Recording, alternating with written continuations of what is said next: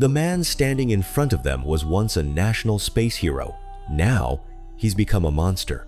2 men went into space, but 3 came back. This is Time Sputnik, a 2020 Russian sci-fi horror movie. In 1983, Soviet astronaut Konstantin and his partner are preparing to return to Earth. Their capsule separates from the space station without a problem, but then suddenly loses contact with ground control. Before they can figure out what's happening, Konstantin's partner spots something moving outside the capsule. A day later, a local shepherd finds the capsule after it crashes. 1 astronaut is already dead, sitting outside the wreckage. Konstantin is the only survivor. The terrifying sight sends the shepherd running for his life. That same night, national hero Konstantin is taken to a military quarantine facility. His partner died at the scene, but somehow Konstantin survived without a scratch. Konstantin can't remember what happened inside the capsule, so no one knows what really took place up there. To find out the truth, the military brings in Tanya, a neurologist. Once she's briefed, Tanya enters Konstantin's room with a cup of tea and starts asking him questions. She casually hands him the cup and he takes several sips, but she gets nothing useful out of him. Tanya then takes the cup back and hands it to another researcher named Rigel. The second he touches it, he jerks his hand away. The tea is scalding hot, but Konstantin doesn't react at all. He drinks it as if it's completely normal. Tanya believes Konstantin may be suffering from PTSD along with some kind of damage to his nervous system.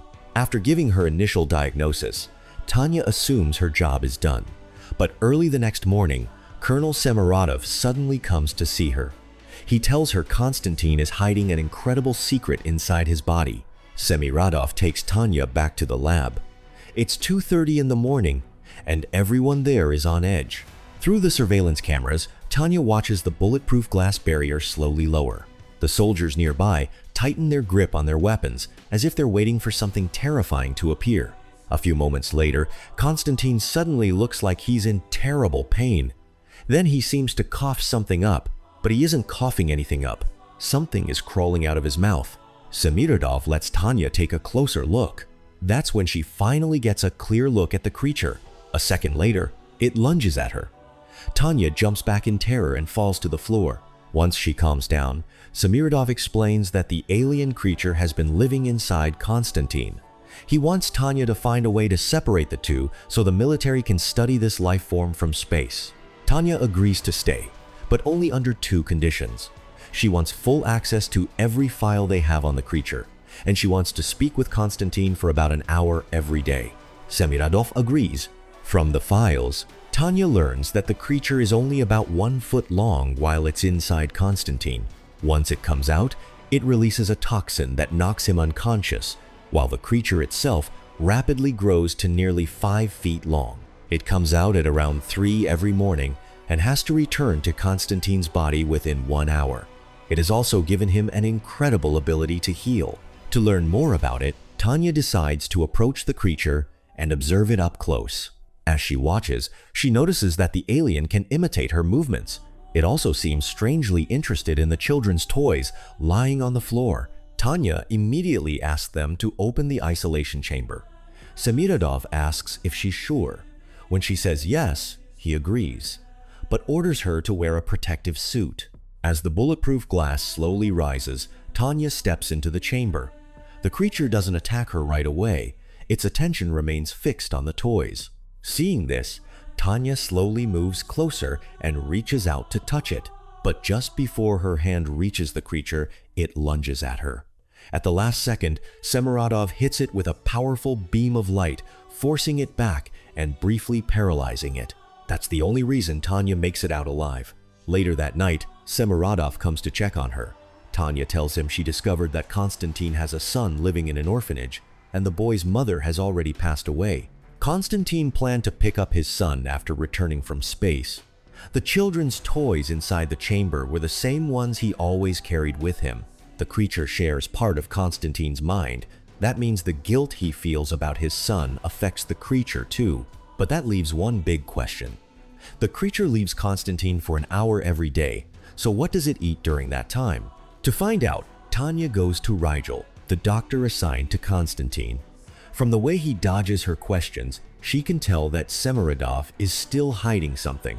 When Tanya refuses to let it go, Rigel finally takes her to another part of the facility. There, Tanya sees the creature feeding with her own eyes. The military has been feeding it living people.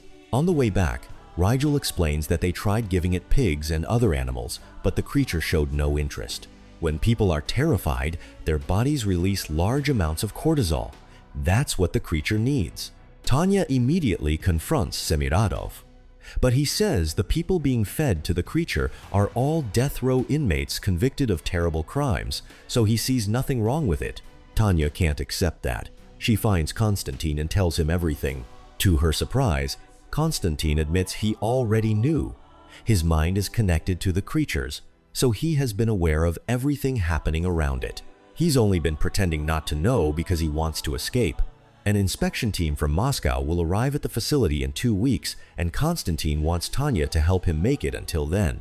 But that would mean letting the creature continue feeding on people for another 2 weeks. Tanya refuses, and the two begin arguing. Right then, it's almost time for the creature to feed again, so Konstantin has no choice but to return to isolation. The next day, Semiradov calls Tanya in again. This time, he finally tells her what he really wants. He wants complete control over the creature so he can turn it into a weapon for the battlefield. As far as he's concerned, the prisoners don't deserve any sympathy, so feeding them to the creature means nothing to him. Late that night, Semiradov brings Tanya back to the feeding chamber. This time, 2 prisoners are waiting inside. The creature soon crawls in through an opening at the back. The moment the prisoners see it, they're overcome with fear. Tanya can't stand there and watch, so she asks to enter the chamber and stop it. Semiradov wants to see whether she can really influence the creature, so he agrees. This time, Tanya doesn't wear a protective suit. She stands directly in front of the prisoners, keeps reminding herself not to be afraid, and begins singing Konstantin's favorite song to calm the creature down. It actually starts to relax, but then one of the prisoners makes a noise, shattering the calm. The creature loses control again. It slips past Tanya and attacks the prisoner. Realizing that the feedings will never stop, Tanya decides to help Konstantin escape. She finds Rigel and convinces him to help with the plan. Rigel gives her a drug that can force the creature out of its host. Then he helps them overpower the soldiers guarding Konstantin. But Semiradov quickly realizes what they're doing. Tanya gets Konstantin into a car and starts driving toward the exit. Rigel stays behind because he knows Semiradov may kill everyone who knows the truth, whether the escape succeeds or not. Rigel finds a phone with an outside line and tries to report everything happening at the facility, but the moment the call goes through, Semiradov walks in and shoots Rigel dead. Meanwhile, the soldiers track down Tanya and Konstantin, trapping them at a dead end. With nowhere left to run, Konstantin pulls out the drug Tanya gave him and injects it straight into his chest. The creature is forced out of his body. When it emerges this time, it's even larger than before. It quickly charges toward the soldiers and attacks. Tanya uses the chaos to drag the barely conscious Konstantin into the car. Then she drives away from the facility. But the creature can still be hurt. It kills and injures several soldiers, but the longer it stays away from Konstantin, the weaker it gets. Semiradov soon arrives. He refuses to back down and manages to shoot the creature, badly wounding it. But the attack costs him one of his arms. At the same time, the creature is almost out of time. As Tanya drives, Konstantin suddenly begins coughing up blood, and his condition gets worse by the second. If the creature doesn't return to his body soon, he'll die. After loading the wounded creature into a vehicle, Semiradov and his soldiers quickly catch up with Tanya. He orders them to unload it, then turns his attention to her. Just then, the dying Konstantin struggles to his feet. Using the last of his strength, he calls out to the creature.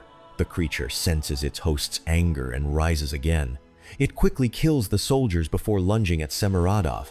Once the fight is over, the badly wounded creature slowly crawls back inside Konstantin. As soon as they reunite, his condition begins to improve.